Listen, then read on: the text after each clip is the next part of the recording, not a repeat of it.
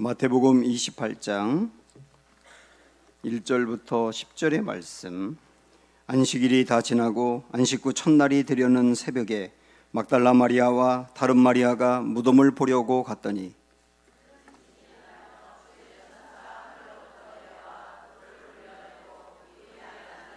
그 형상이 번개 같고 그 옷은 눈같이 희거늘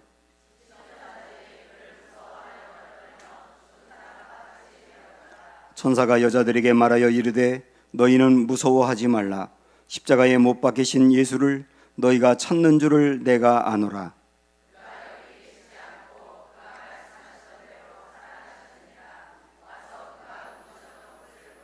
또 빨리 가서 그의 제자들에게 이르되 그가 죽은 자 가운데서 살아나셨고 너희보다 먼저 갈릴리로 가시나니 거기서 너희가 배우리라 하라. 보라, 내가 너희에게 일렀느니라 하거늘.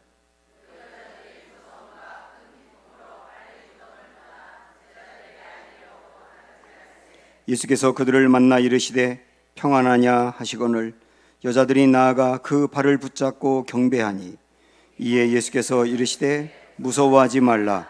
가서 내 형제들에게 갈릴리로 가라 하라. 거기서 나를 보리라 하시니라. 아멘. 한 군데 말씀 더 봅니다. 로마서 6장 4절 5절 말씀. 그러므로 우리가 그의 죽으심과 합하여 세례를 받음으로 그와 함께 장사되었나니 이는 아버지의 영광으로 말미암아 그리스도를 죽은 자 가운데서 살리심과 같이 우리로 또한 새 생명 가운데서 행하게 하려 함이라. 만일 우리가 그의 죽으심과 같은 모양으로 연합한 자가 되었으면 또한 그의 부활과 같은 모양으로 연합한 자도 되리라.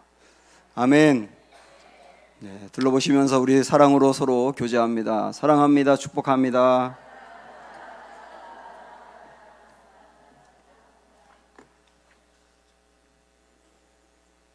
제가 신학대학교를 다닐 때 교수님 한 분이 부활에 대해서 이런 말씀을 하신 적이 있습니다. 예수님의 부활이 있었느냐 없었느냐가 중요한 게 아니고 그 부활의 의미가 중요하다. 그러면서 완전히 절망 가운데 빠졌던 사람이 절망을 딛고 희망을 붙들고 일어난다면 그것은 정말 좋은 부활의 의미가 될 것이다. 그런 말씀을 덧붙이셨습니다. 나중에 제가 가만히 생각을 하니까 그 교수님은 부활을 안 믿는 것 같다는 생각이 드는 거예요. 부활의 의미가 중요한데 실제 부활이 없고서야 의미가 무엇이 중요하겠습니까? 그래서 실제를 영어로 팩트라고 하지 않습니까? 팩트가 없는 의미, 미닝인데 팩트가 없는 미닝은 허울에 불과한 것이다. 팩트가 있고 미닝이 중요하다. 오늘 우리가 그런 말씀을 좀 보고 싶습니다. 예수님이 십자가에 돌아가신 다음에 무덤에 묻히셨습니다. 막달라 마리아는 평소에 예수님을 사랑하였고 예수님으로 인하여 그의 인생이 완전히 변했기 때문에 예수님이 돌아가시고 난 다음에 그 마음이 너무나 허전해서 또 다른 마리아라고 하는 이름을 갖고 있는 여인과 함께 예수님의 무덤에 찾아갔습니다. 아마도 시신의 향유를 부어드리고 싶었던 것이겠죠. 그런데 무덤에 도착했을 때 깜짝 놀랄 일이 벌어졌습니다. 무덤의 문이 열려 있는 거예요. 그리고 무덤 안으로 들어가 봤더니 거기에 예수님의 시신이 없는 겁니다. 아마도 어떤 사람이 예수님의 시신을 훔쳐갔나 싶어 걱정하고 있을 때 천사가 그 여인들에게 이 놀라운 말씀을 하는 거예요. 이 말씀 때문에 기독교가 있는 겁니다. 자, 6절 말씀 봅니다. 시작. 그가 여기 계시지 않고 그가 말씀하시던 대로 살아나셨느니라. 와서 그가 누우셨던 곳을 보라. 그가 여기 계시지 않고 살아나셨느니라.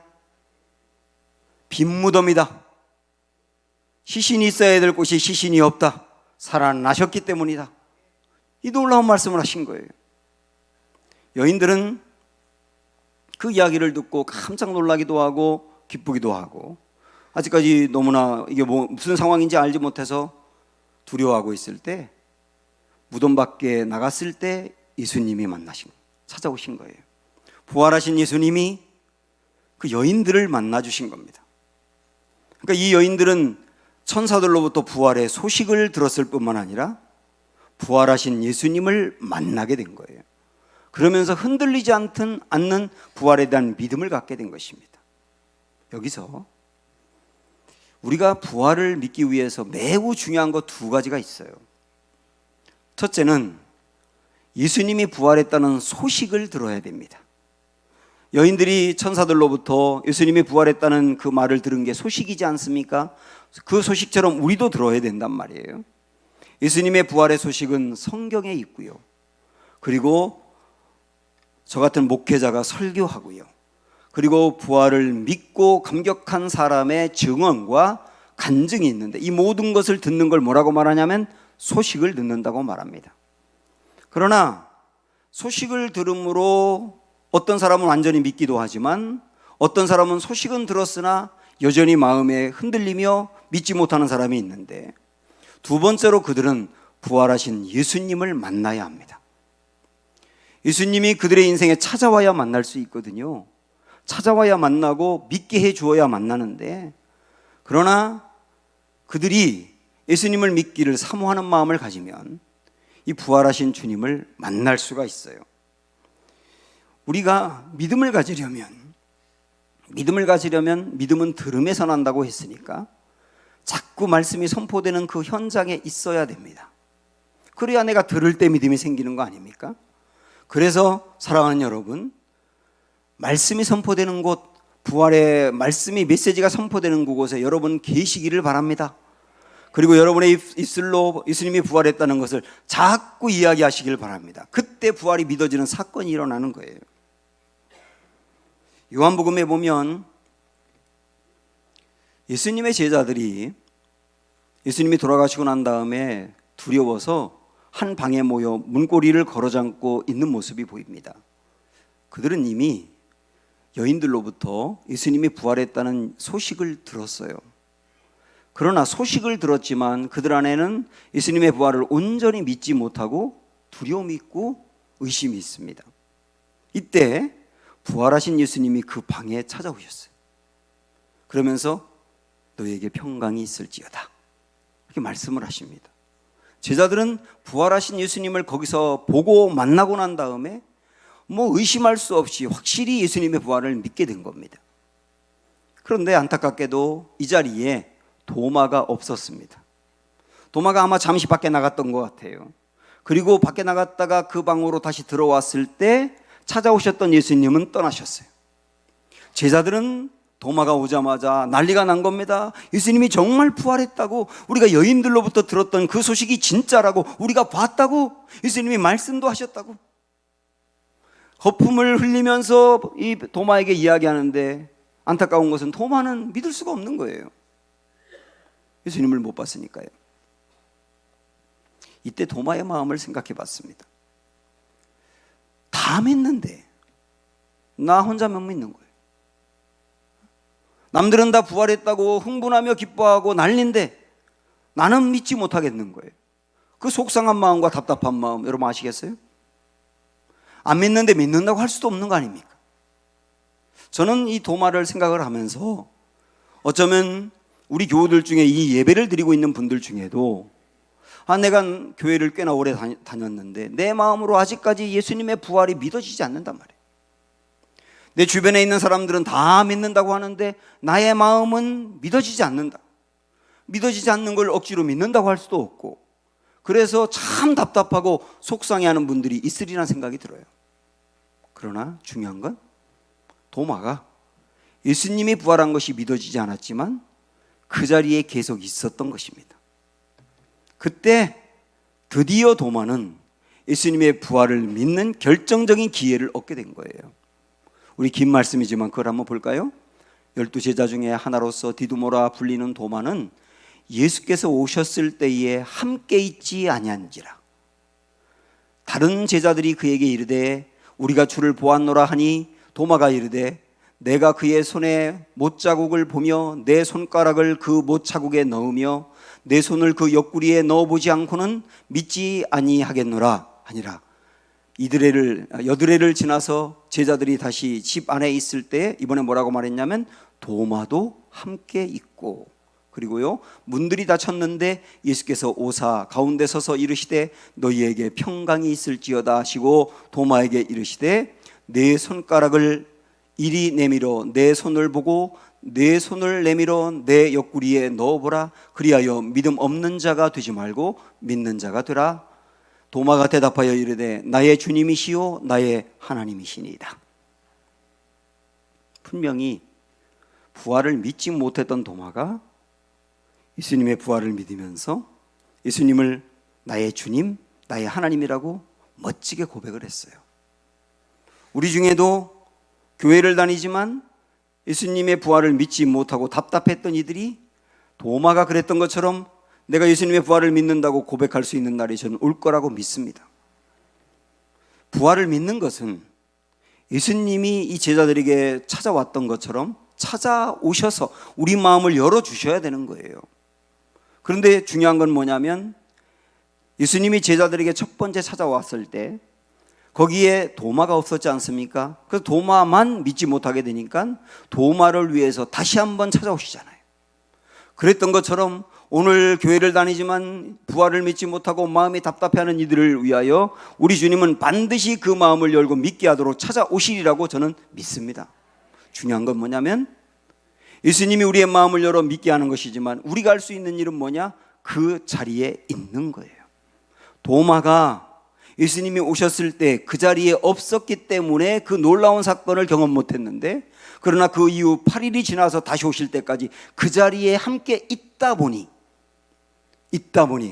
하나님의 은혜를 베풀 수 있는 기회가 왔더란 말입니다. 그러므로 사랑하는 여러분, 복음이 있는 곳, 말씀이 선포되는 곳, 하나님의 말씀을 가까이 하는 곳, 하나님의 예수님의 부활을 믿고 기뻐하는 사람들과 여러분이 함께 계시기를 축복합니다. 그것을 통하여 우리 주님이 여러분 마음 열어 부활을 믿게 하는 은혜가 있기를 예수님의 이름으로 축원합니다.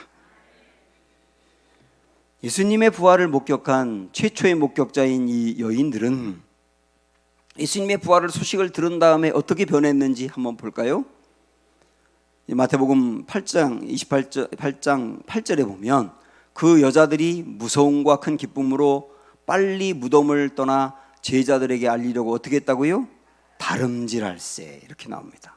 다름질할세. 이들이 무덤에 올 때의 모습과 부활의 소식을 듣고 난 다음의 모습이 완전히 달라진 거예요. 달려갔다 이거예요. 달려갔다. 전 이 말씀을 보면서 그렇구나. 부활은 우리를 달려가게 한다. 부활은 부활을 믿는 사람을 가만두지 않아요. 부활은 달려가게 하는 거예요. 제자들도 그렇습니다. 예수님이 부활하신 것을 모를 때 이 제자들은 문고리를 걸어잡고 두려워했다고 했지 않습니까? 그도 그럴 것이 예수님이 십자가에 못 박힐 때까지의 과정을 이 제자들은 알아요. 수많은 매를 맞았어요. 그리고 십자가를 지고 골고다 언덕을 오르셨어요. 십자가 위에서 6시간 동안 온 몸의 피가 다 빠져나가 돌아가셨어요. 그 예수 그리스도의 이 몸은 갈기갈기 찢겨서 형체를 알아보기도 어려울 정도였습니다. 그것을 알고 있는 제자들, 그리고 예수님의 십자가를 바라보며 모욕하고 너나 한번 구원해 보라지, 십자가에서 내려와 보라지라고 그렇게 예수님을 놀리는 사람들의 이야기도 이 제자들은 알아요. 그래서 자기들도 그렇게 될지 모른다는 두려움이 있는 거예요. 제가 이번에 성지순례 가서 가이드를 통해 들었는데 예수님이 잡혀가지고 대제사장의 집에 좀 계셨거든요. 저는 그때 한 작은 어떤 옷 같은 공간에 이렇게 잠시 계셨을 거다라고 생각했는데 그게 아니었더라고요. 그때 당시에 공중에서 밧줄로 예수님의 몸을 묶어가지고 공중에 이렇게 매달아 놨던 겁니다. 그 모습으로 예수님이 대제사장의 집에 있었던 거예요. 제자들은 어쩌면 그렇게 될지도 모르는 겁니다. 그래서 심히 두려워 문고리를 걸어잡고 있었던 거예요. 그런데 며칠이 지나고 그렇게 숨어있던 제자들이 밖으로 나옵니다. 성중으로 나아갑니다. 수많은 사람들이 몰려있는 곳으로 갑니다. 거기서 외칩니다. 예수님 부활하셨어요. 당신들이 십자가에 죽인 그 예수님을 하나님이 부활시키셔서 부활하셨어요. 우리가 봤어요. 관리들이 제자들을 잡아 옥에 가두었어요. 풀어주면서 엄히 경고한 것이 뭐냐면 다시는 그딴 소리 하지 말라고. 그러면 너희들은 죽는다고. 그러나 제자들은 석방이 되자마자 집으로 가기 전에 성중으로 나아가 다시 한번 외칩니다. 예수님 부활하셨어요.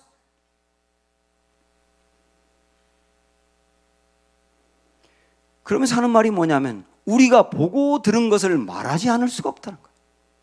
우리가 보고 들었는데 어떻게 말을 안 하느냐는 말이에요. 사랑하는 여러분, 두려워서 문고리를 걸어잠고 숨어있던 제자들이 못 말리는 제자로 바뀐 겁니다. 어떻게 이렇게 변화가 일어날 수 있죠? 답은 하나예요. 부활을 실제 보았기 때문에, 부활을 실제 믿었기 때문에. 부활을 정말 믿고 마음으로 받아들이는 사람은 가만히 앉아 있을 수 없어요. 달려가게 되어 있습니다. 일어나게 되어 있습니다. 깨어있게 되어 있습니다. 주저앉아 있지 않아요. 이게 부활의 의미입니다. 예수님이 부활하셨다는 게 실제라고 한다면 부활의 의미는 달려가게 한다예요. 그런데 우리에게 한 가지 고민이 있어요.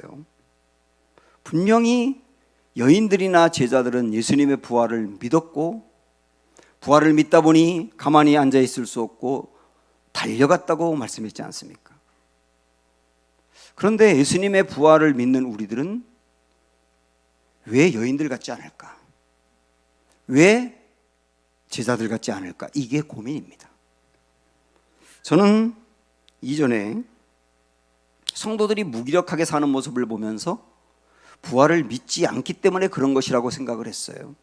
그래서 부활주일도 그렇고 일반 주일에도 설교를 할 때 예수님의 부활이 사실이라고 하는 것을 막 증명하고 싶어서 이런저런 근거도 이야기하고 설명과 설득을 참 많이 했었습니다. 그런데 나중에 제가 성도들과 이렇게 만나면서 알게 된 게 뭐냐면 대부분의 성도들이 부활을 믿더라고요. 그래서 더 고민에 빠진 겁니다. 부활을 믿는데 왜 우리는 여인들과 제자들처럼 달려가지 못하고 주저앉아 있고 이렇게 무기력하냐 말이에요. 왜 그럴까요? 부활과 관련해서 아주 중요한 거 하나가 빠졌기 때문입니다. 부활을 믿는다고 하는 것은 이 두 가지를 믿는 거예요. 첫 번째, 예수님께서 돌아가셨다가 살아나셨다는 그 사실을 믿는 것입니다. 이건 지금까지 제가 드린 말씀이죠. 그런데 두 번째가 중요해요. 부활하신 예수님이 지금 내 안에 나와 함께 하신다는 사실을 믿는 거예요. 이 두 가지를 믿는 게 부활이란 말이에요. 많은 사람들이 첫 번째는 믿지만 두 번째에 대해서는 그렇게 중요하게 생각을 하지 않아요.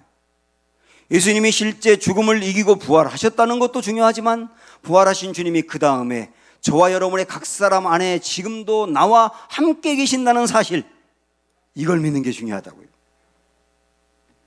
이걸 믿지 않으면요, 부활을 믿지만 이걸 믿지 않으면 우리의 성질 하나 바꾸는 것도 참 쉽지가 않습니다.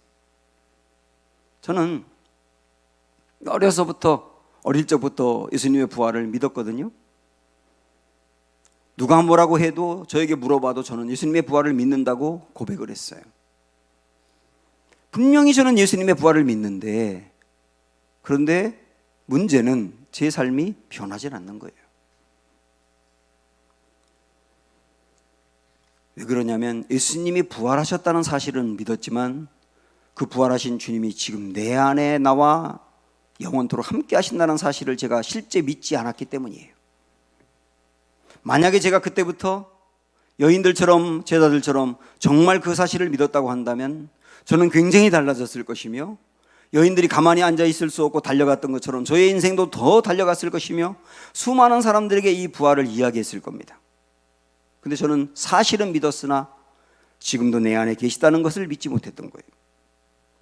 제자들이 부활을 확신하고 완전히 달라져서 달려가는 삶을 살았다고 아까 말씀드렸습니다마는 제자들도 처음부터 그랬던 것은 아니었습니다.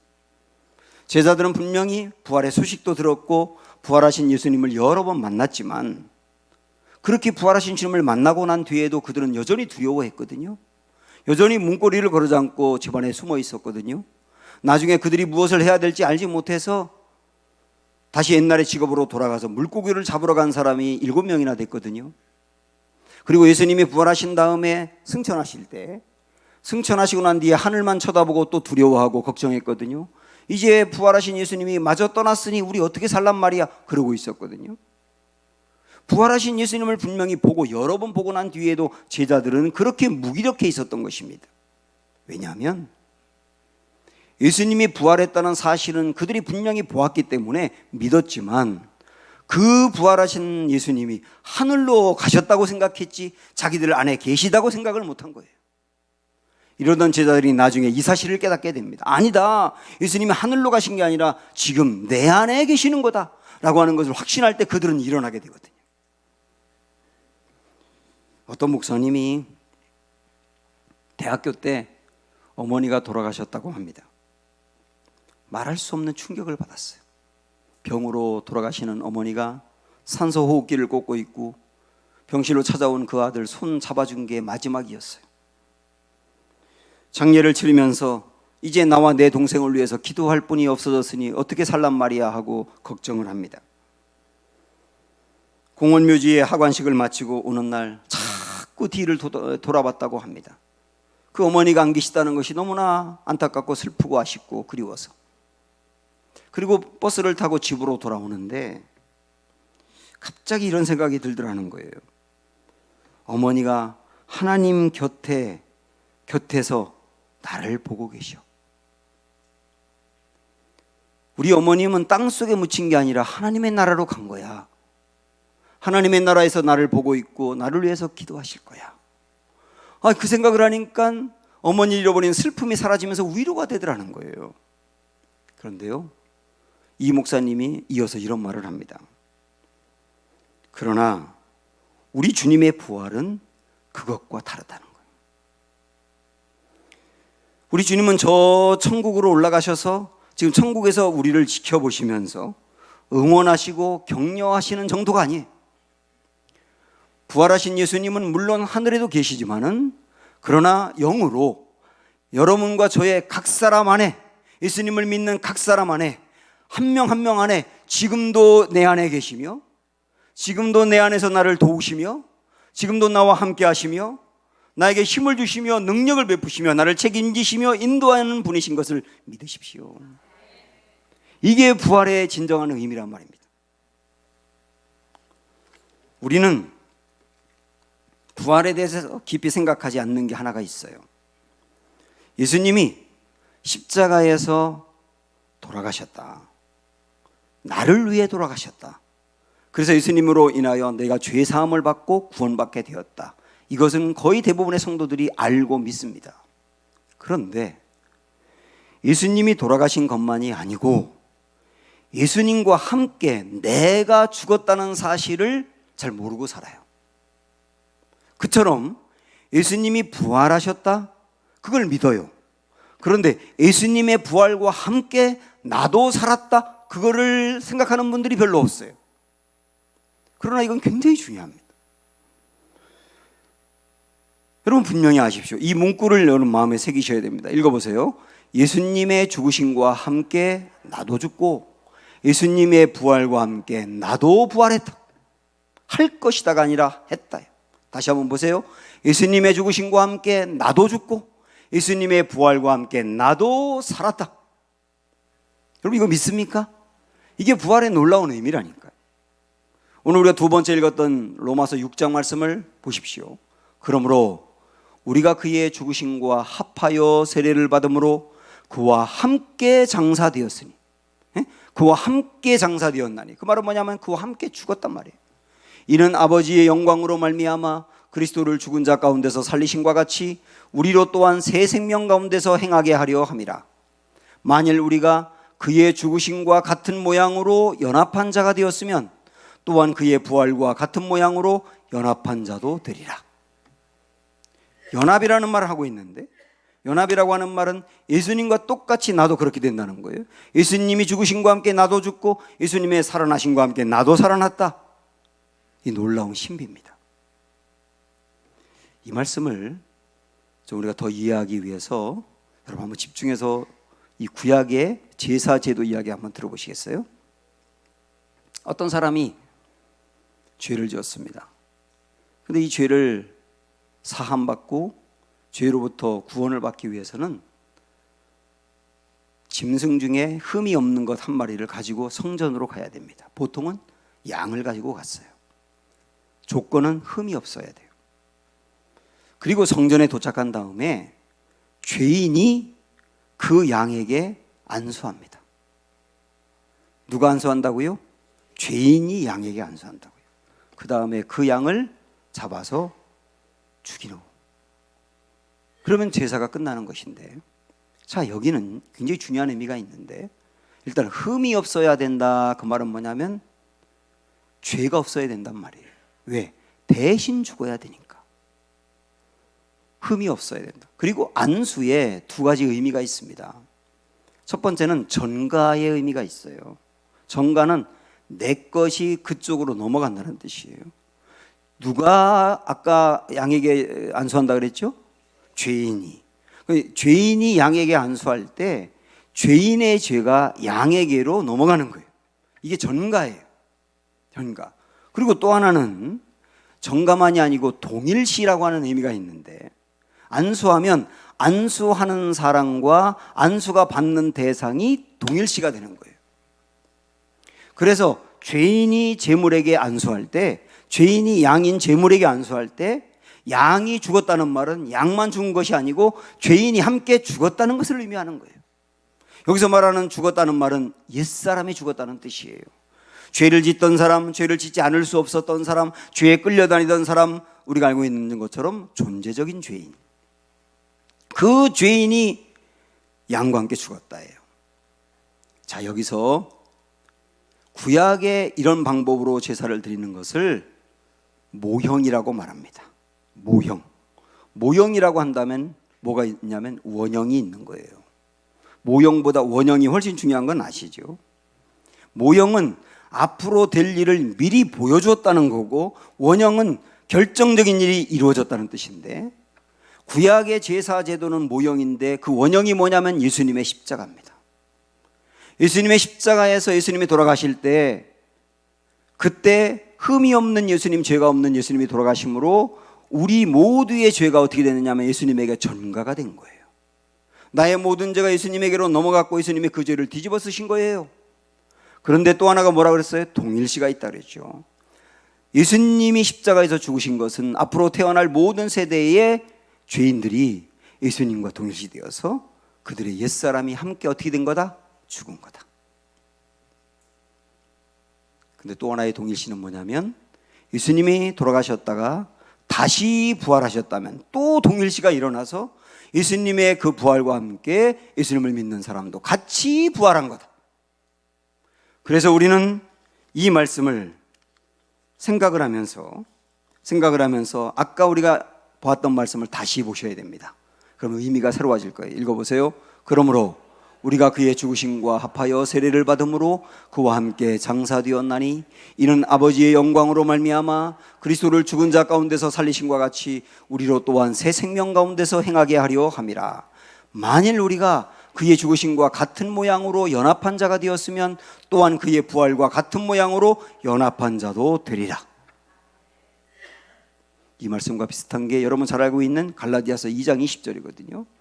내가 그리스도와 함께 십자가에 못 박혔나니, 그 말은 뭐냐면 내가 예수님과 함께 죽었다. 그런즉 이제는 내가 사는 것이 아니요 오직 내 안에 누가 사는 거라고요? 그리스도께서 사는 것이라. 나는 예수님과 함께 죽고 예수님과 함께 살았다. 자, 읽어보세요. 예수님의 죽음과 함께 나도 죽고 예수님의 부활과 함께 나도 살았다. 이게 부활입니다.